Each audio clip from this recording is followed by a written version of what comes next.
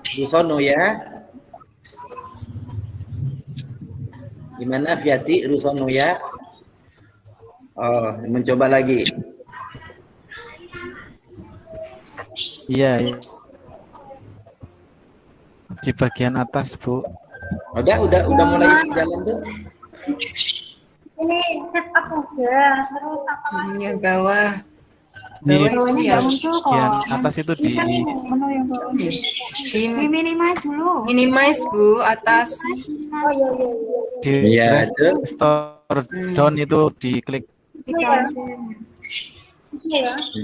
Jelas. Yo itu. Sudah. Assalamualaikum warahmatullahi wabarakatuh. Waalaikumsalam warahmatullahi wabarakatuh. Selamat pagi anak-anak. Selamat pagi. Pagi Bu Guru. Apa kabar semuanya? Alhamdulillah baik. Ibu harap anak-anak semua dalam keadaan sehat walafiat.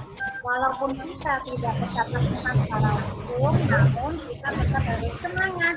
Iya, sebelum memulai pelajaran hari ini, kita Semangat. awali berdoa terlebih dahulu agar diberi kemudahan oleh Allah Subhanahu wa Ta'ala.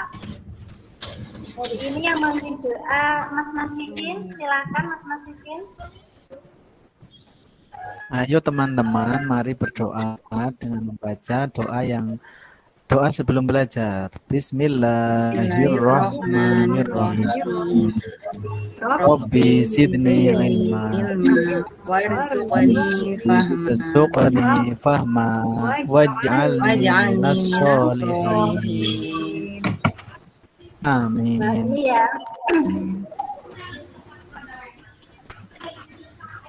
Hari ini siapa yang tidak masuk sekolah? Masuk semua, Bu. Masuk, alhamdulillah. Sekarang Masuk lihat dulu. ya, ini apa yang dibawa ibu anak-anak? Ini apa? Apa itu, Bu? Al-Qur'an nggih. Al-Quran ya. Bu. Nah, kira-kira kapan terakhir dibaca anak-anak? Tadi pagi. Pagi pagi, Bu. Kenapa kok pada baca Al-Quran? Karena dapat pahala. Karena iya benar. Karena dengan membaca Al-Quran, hati kita menjadi tenang. Nah, sebelum kita belajar, kita bernyanyi dulu yuk. Jadi tenang. Ada yang masih Ya, ingat Bu. nggak lagu di sini senang di sana senang? Ingat, Bu. Ya, Bu. Ingat Oke, Bu. liriknya kita ganti ya dengan membaca Al-Quran. Kita bernyanyi bersama-sama ya. 1, 2, 3. Di sini Sana Al-Qur'an, di mana-mana baca Al-Qur'an. Di rumah baca, di sekolah baca, di mana-mana baca Al-Qur'an. La la la la la la la la la la la la. la la la la La la la la. baca Al-Quran. Tadi kita sudah membaca doa dan sudah bernyanyi. Sekarang kita mulai belajar ya. Hari ini belajarnya tentang Al-Quran dan hadis sebagai pedoman hidup manusia. Nah, sebelum memulai pelajaran, ini nanti anak-anak setelah belajar dapat menjelaskan pengertian Al-Quran secara bahasa istilah, dapat menyebutkan nama-nama lain Al-Quran, dapat menjelaskan fungsi Al-Quran, dapat menjelaskan pengertian hadis dan menyebutkan macam-macam hadis. Langsung ke materi ya anak-anak. Pengertian Al-Quran secara etimologi berasal dari bahasa Arab qoro'a yaqra'u Qur'ana yang artinya bacaan. Secara istilah, Al-Quran adalah kalamullah, Artinya apa kalau itu firman Allah Subhanahu wa Ta'ala yang diturunkan melalui malaikat Jibril kepada Nabi Muhammad yang diawali surat Al-Fatihah dan diakhiri surat An-Nas. Kira-kira paham nggak pengertian Al-Quran anak-anak? Paham, Bu. Nah, sekarang Ibu mau tanya, ada nggak kitab atau firman Allah yang diturunkan kepada selain Nabi Muhammad? Ada nggak? Ada, Bu. Ada. Apa itu? Kitab Injil Kepada Nabi siapa ya? kepada Nabi Isa. Kitab Zabur, Bu. Oh, kepada Nabi siapa, Mbak Halim? Kepada Nabi Daud. Ada lagi nggak masuk ke sana? Oh iya, ada. Makanya masuk ke sana aja. Ada kitab Taurat. Selanjutnya, nama-nama lain Al-Quran. Nama-nama Al-Quran, di dalam Al-Quran itu banyak sekali nama-namanya ya. Namun yang paling banyak yang sebenarnya yang paling banyak disebutkan ini ada 5. Ada Al-Kitab, Al-Tanzil, Furqan, Al-Dzikr sama Al-Huda. Saya jelaskan satu persatu. Tapi mboten Yang pertama Alkitab. Wong selepan mboten enten. Apa? Alkitab secara dasar Mboten ngertos nggih jenengan telepon coba, Pak.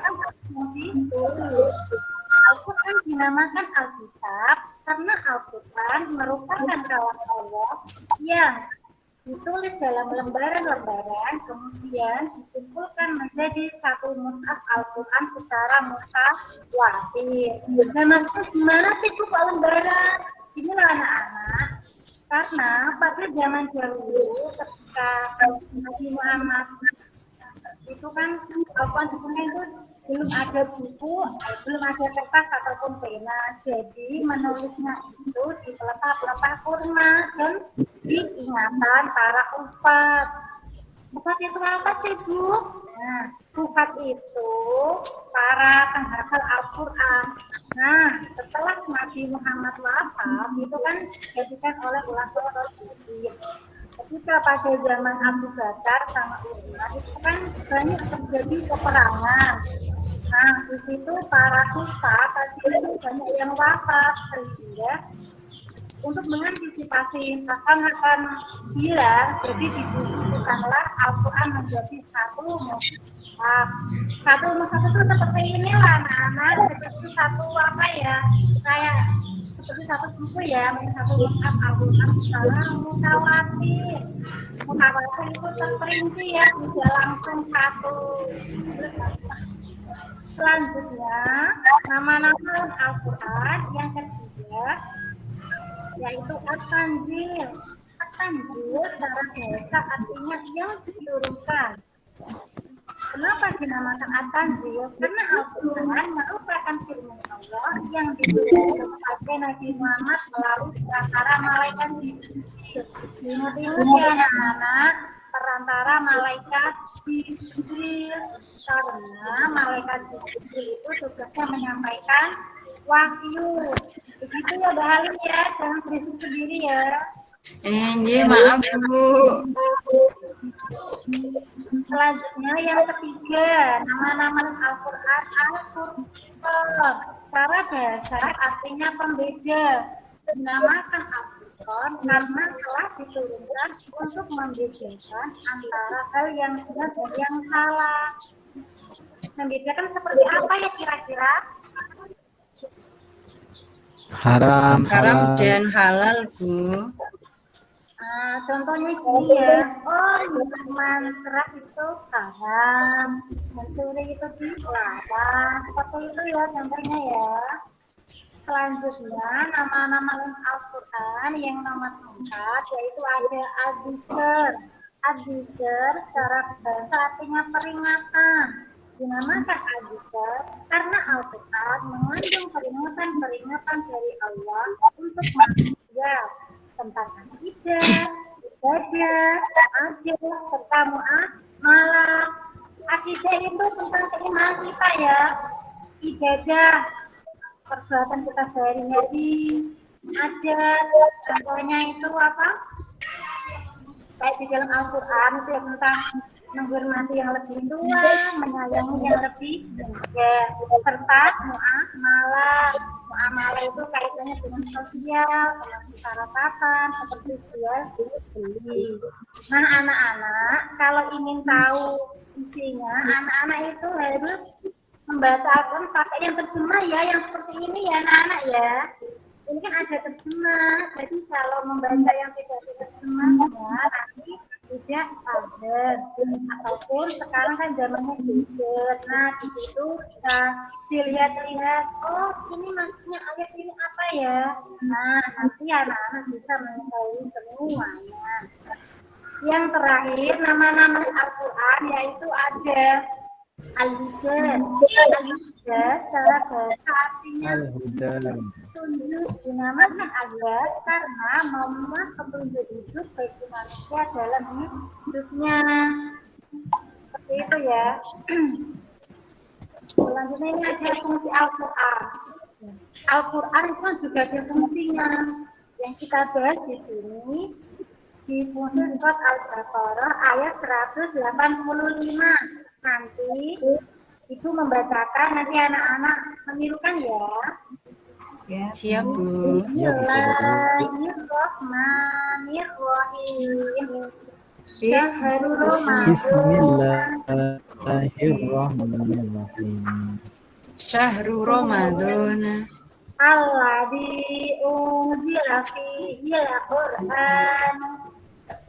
Alladzi unzila fihi al-Qur'an. Hudal lin-nasi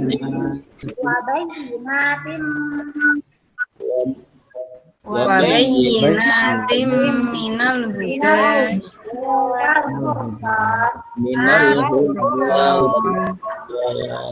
Iya artinya yang pertama itu artinya petunjuk hidup manusia. Maksudnya seperti apa ya kok petunjuk? Petunjuk maksudnya agar dalam menjalankan segala amalan sesuai dengan ajaran Islam ya. Jangan sampai menyimpang dari ajaran Islam. Nah, yang kedua tadi sebagai penjelas, benar.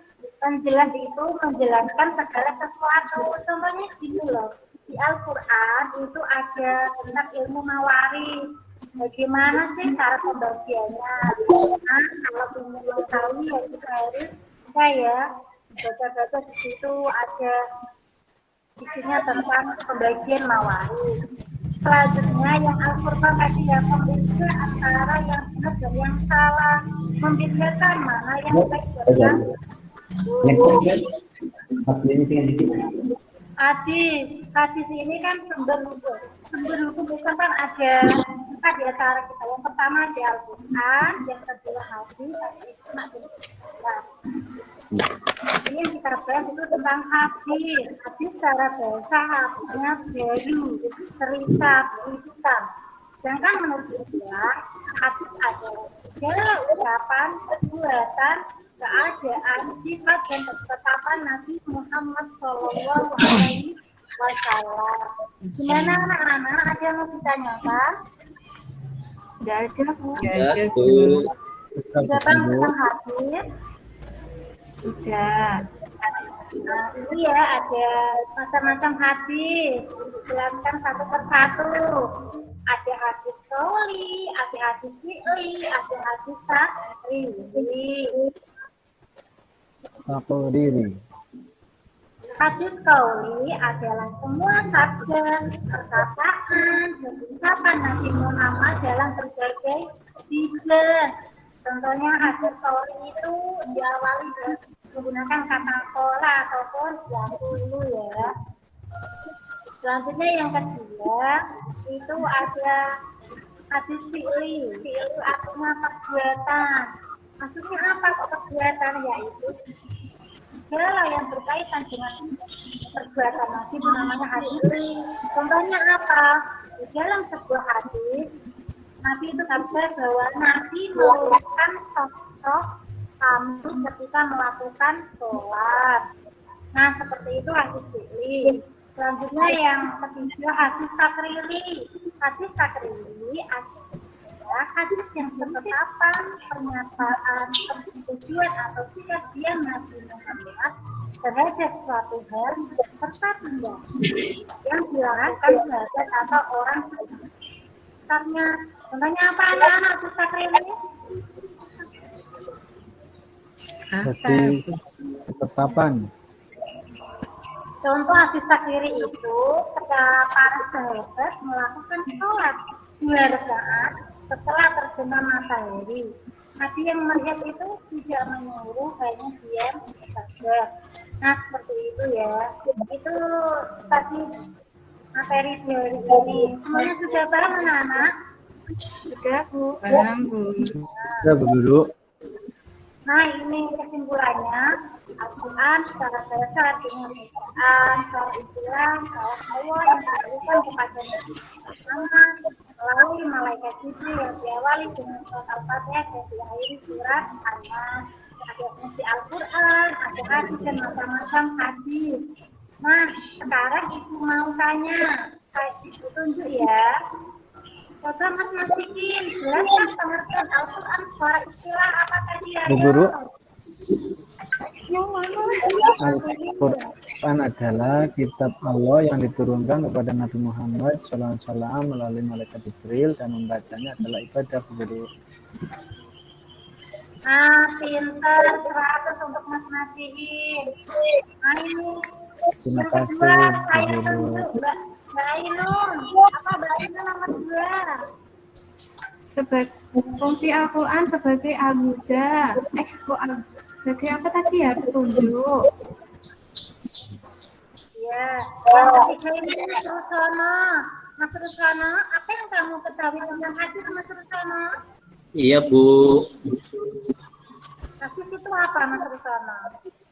Segala sesuatu, baik ucapan, perkataan maupun perbuatan yang datang dari Rasulullah yang dijadikan hukum, Ibu, dalam Islam. Nah, Mas Rusono ini tadi pasti sangat memperhatikan Ibu ya, karena sudah paham semua. Yang terakhir ini Mbak Halim, mungkin macam-macam hadis Mbak Siap, Bu. Halim. Hadis ada 3, yaitu hadis fi'li, qauli, dan takriri. Oke, semuanya betul ya. Iya, betul. Nanti kerjakan uji kompetensi 1 halaman 34 ya. Nanti kita kalau ketemu nanti saya akan dikoreksi ya. Terima Siap, kasih Bu. anak-anak atas Ya, pelajaran hari Bu. ini. Semoga ilmunya bermanfaat. Mari kita tutup pelajaran hari ini dengan mengucapkan Amin. jalan bersama-sama. Alhamdulillahirabbil alamin.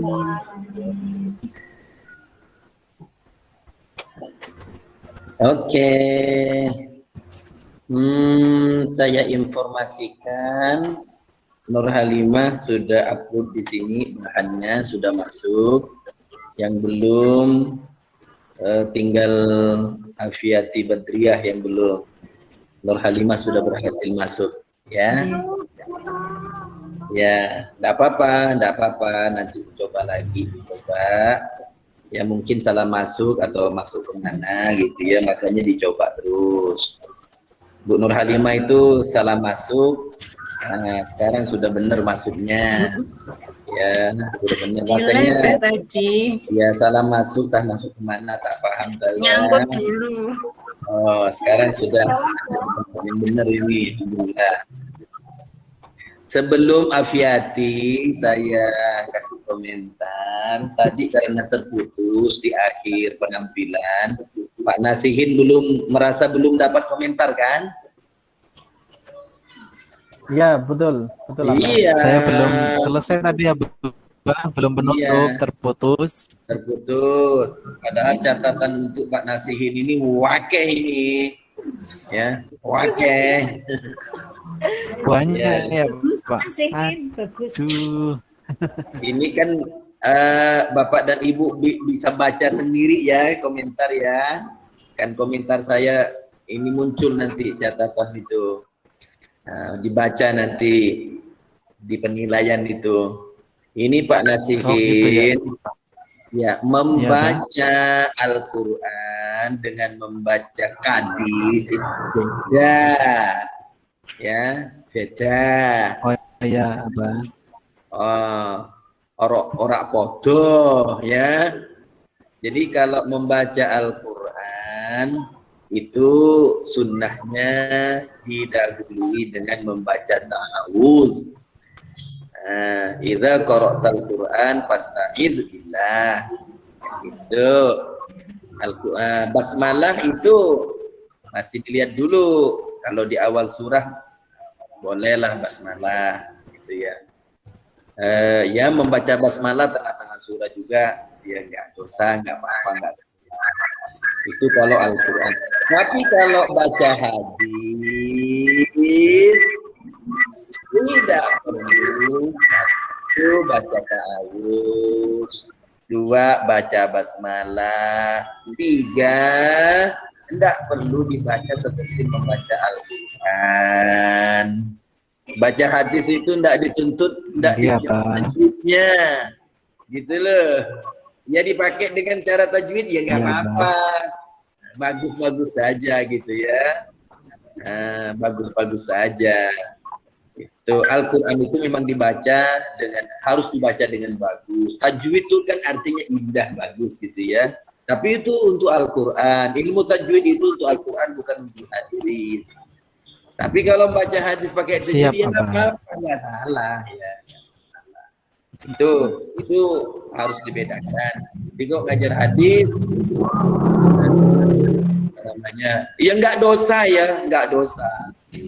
Dosa pakai auzubillahi minasyaitonirrajim, bismillahirrahmanirrahim, an Abi Hurairah. Tidak dosa, nggak dosa. Gitu. Nggak dosa, tapi ya apa namanya, tidak lazim gitu. Tidak lazim. Oke, ya, Nasihin ya. Oke. Sekarang Afiati Badriah. Dengan Afiati. Iya, Pak.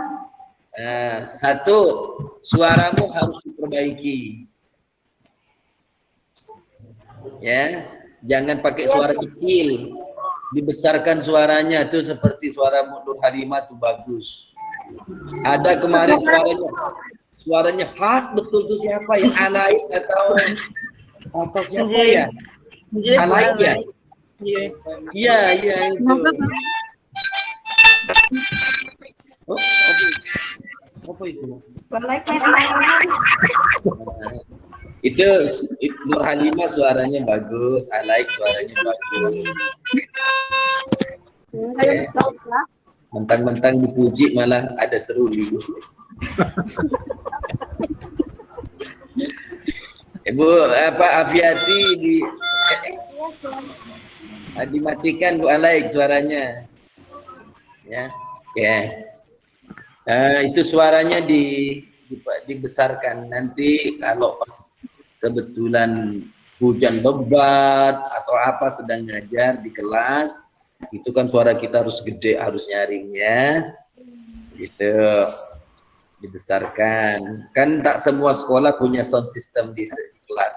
Saya yakin di semua tidak ada pakai pengeras suara ya di kelas ya, jarang lah ada gitu. Nah, itu suara itu modal ya, modal. Dan tapi karena memang warna suaranya kayak gitu Afiati ya, orangnya kan lembut, maka suaranya juga lembut gitu ya. Tapi harus digedein ya Afiati. Oh iya Pak. Kemudian ini saya menilai kurang komunikatif dengan siswa, harus banyak komunikasi, diperbanyak metode tanya jawabnya. Kalau perlu ya tanya jawab antar siswa. Istilah saya itu komunikasi multi arah atau banyak arah gitu ya. Kalau bertanya dengan siswa, nanti minta siswa yang lain menjawabnya sebelum guru memberikan jawaban. Disuruh yang lain dulu bantu jawab gitu. Itu disebut dengan komunikasi banyak arah. Itu perbanyak komunikasi multi arah kelas. Sehingga demikian guru itu nggak capek, ya, nggak sendirian, nggak memonopoli gitu loh, nggak memonopoli pembicaraan di kelas, tapi ya podo-podo sama-sama gitu. Ya, kemudian ya, yang lain sudah bagus lah ya, sudah bagus. Nah, segera diupload kembali ya, Fiati mungkin masih nyangkut di mana atau setelah masuk ya, setelah masuk kamar kali, coba dicabut lagi dan dimasukkan lagi ke tempat yang benar ya. Nah, gitu. Nah, Nur Halimah tadi juga salah masuk, dikeluarkan lagi dan dimasukkan ke tempat yang benar, akhirnya ya muncul di sini gitu. Kalau benar masuknya insya Allah akan muncul di sistemnya. Untuk dicoba Fiati ya. Oke. Ini masih 4 orang ya, minus Afiati Badriah yang belum ini. Rusono, sebelum Pak Rusono tampil, saya suka dengar komentarnya pamung kita. Monggo Pak Solihid. Ya, makasih Mbah. Satu saja catatan dari saya, tapi juga sebenarnya bukan hanya kepada Afiati, tapi juga kepada kita semua dan juga kepada saya. Karena setelah ini juga saya harus kembali juga ke Zoom PBM ya, bagaimana juga kita saling menerapkan gitu. Jadi terkait dengan slide-nya ya, seperti slide sebelumnya, PPT sebelumnya ya, tulisan itu perlu, nah itu istirahat itu. Jadi tulisan yang ada di slide itu sebaiknya tidak memenuhi layar itu.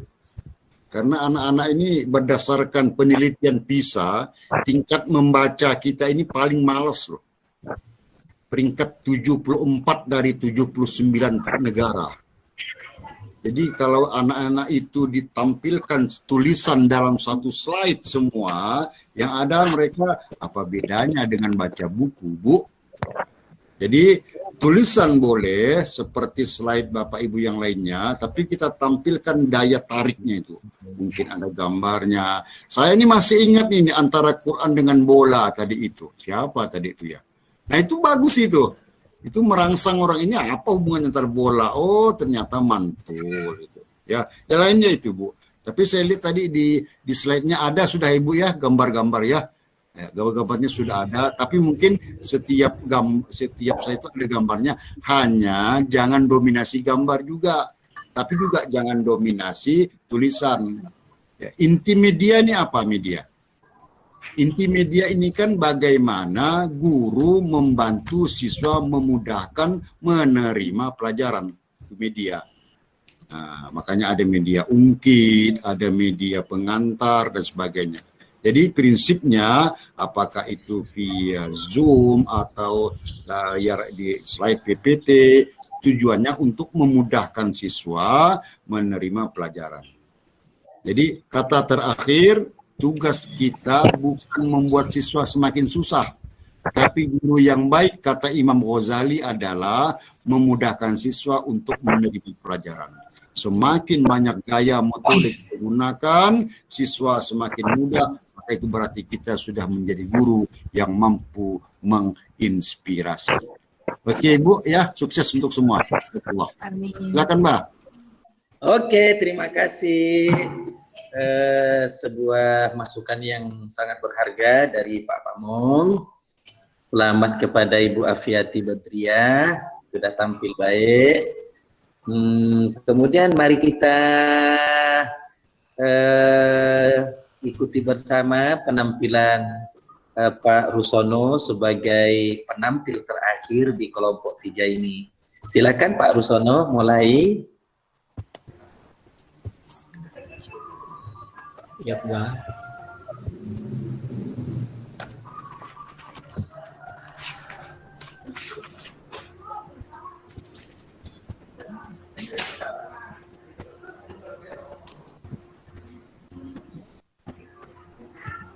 Gimana teman, tampil nggak ini?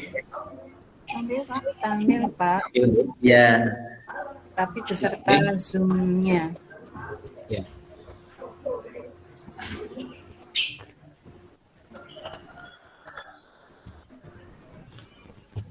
Oke, bismillahirrahmanirrahim.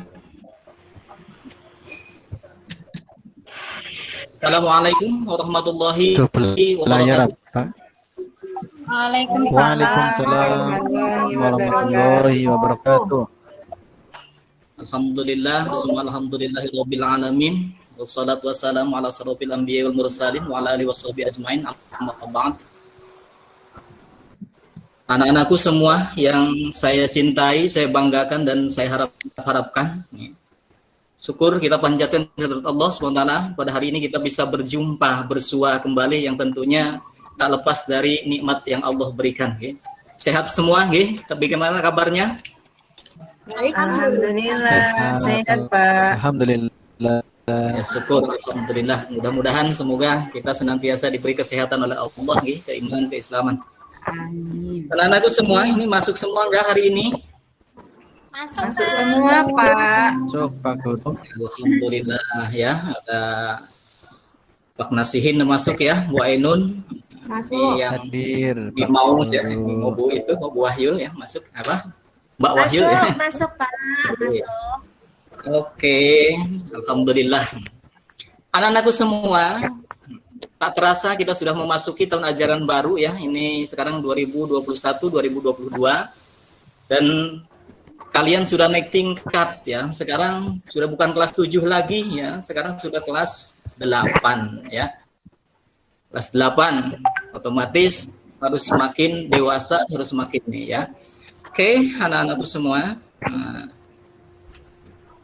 Pada hari ini atau kita mempelajari Quran hadis, namun sebelumnya masih ingat bagaimana salam Quran hadisnya?